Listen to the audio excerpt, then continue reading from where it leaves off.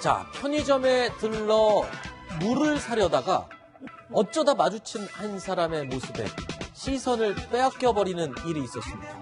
말을 걸고 싶었지만 차마 편의점 안에서는 말 한마디 꺼낼 수가 없던 상황이었습니다.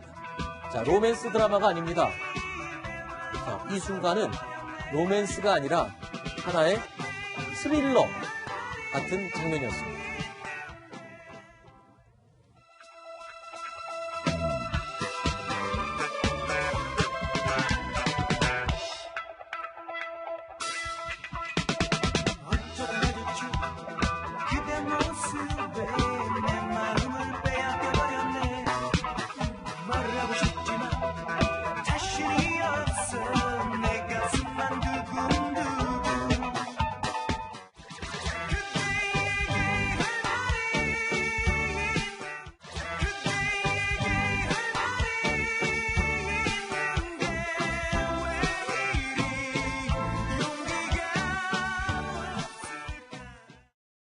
자, 근데 이게 할 말이 있는데 경찰이 신분증 좀 제출해 주십시오. 이게 할 말이었습니다. 그러니까 저 경찰이 지금 수배자를 우연히 만나서 검거한 상황이었잖아요. 조금 전에 영상을 보신 걸 좀 잘 되돌려 보시면 네. 검은 옷을 입은 남성이 편의점 안에 먼저 들어가 있었고요. 네. 나중에 세 명의 좀 상대적으로 젊어 보이는 세 명이 들어와서 또 음료수를 사러 들어온 겁니다. 네. 근데 저 검은 옷을 입은 남성이 사실은 지난달에 노래방에서 한 100만 원 가량 그리고 술 취한 뭐 여성으로부터 지갑도 절도해서 관내에서 이 형사들이 탐문수사를 벌이고 있던 중이에요.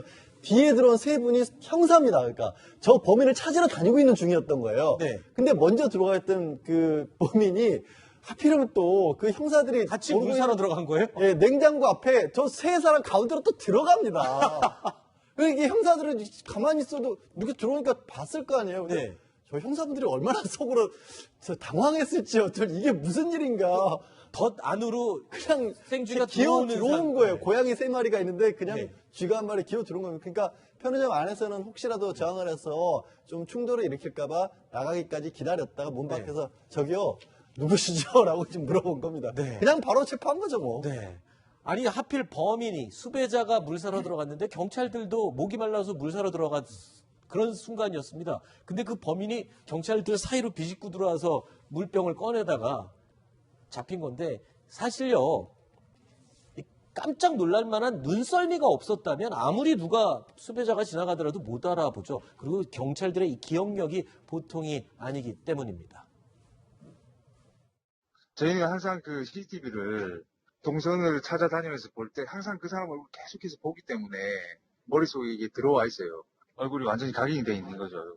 차기까지도 똑같았거든요. 거의 뭐 확정적이라고 생각하고 다시 한번 그 자리에서 CCTV 영상을 제가 열어봤어요. 그 폰에 저장된 거를. 이게 같더라고요. 머리 색깔이라든지 기나 이런 것들. 자기가. 그게 발견이 안 됐더라면 더 나가서 CCTV를 더 확인하고 시간을 더 많이 허비를 했을 텐데 빨리 잡게 돼서 저희는 뭐 일을 좀 덜 했다고 생각하죠.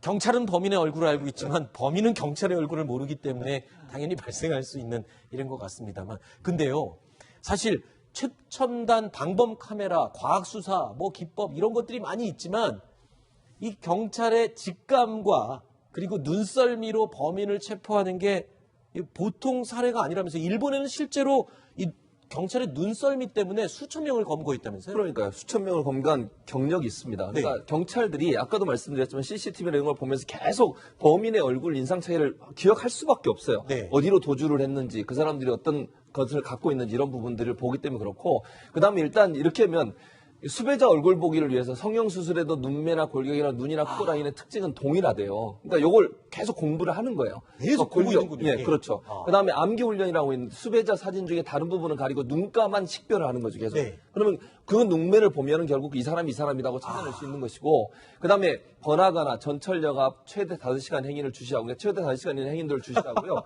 16년간 1,000명을 검거했대요. 그냥 전철역 앞에 서서 5시간 동안 시민들을 쳐다보기만 하는 걸로 1,000명을 검거했다고요? 검거했다는 거죠. 그리고 대체적으로 범인들이 보이는 태도가 비슷하다고 합니다. 예를 네. 들면 카페 같은 데 앉으면 비상구 같은 데 앉아 있고, 또는 사람들이 누가 가까이 오면 전화 받는 행동을 한다거나 아니면 피하려고 하는 행동을 한다거나 이런 모습을 보여주고 있기 때문에 네. 결국은 눈매, 그 눈썰미라고 하는 부분이 있잖아요. 그걸 가지고 확인해 보면 거의 8, 90%가 수법으로 적중하는 그런 경우들이 많다고 합니다. 이 형사들, 경찰관들, 저도 사회부 기자할 때 취재하다 보면, 이 촉이라는 얘기를 많이 하더라고요. 쫙 쳐다보다가 눈을 마주치지 못하고 도망가는 사람들이 있대요. 그러면 잡으면 거의 100%라고. 그리고요, 요즘에는 또 형사분들이 단체 대화방에 공유를 하십니다. 사진을 올려놓고 네. 이 친구는 귀가 좀 특이하다. 네. 얘는 뭐 걸음걸이가 좀 특이하다. 각자 느낀 점을 다 공유를 하다 보니까 반복학습이 돼서 정말 빨리 잡혀납니다. 그래서 저는 취재하러 나갔을 때 마이크를 들고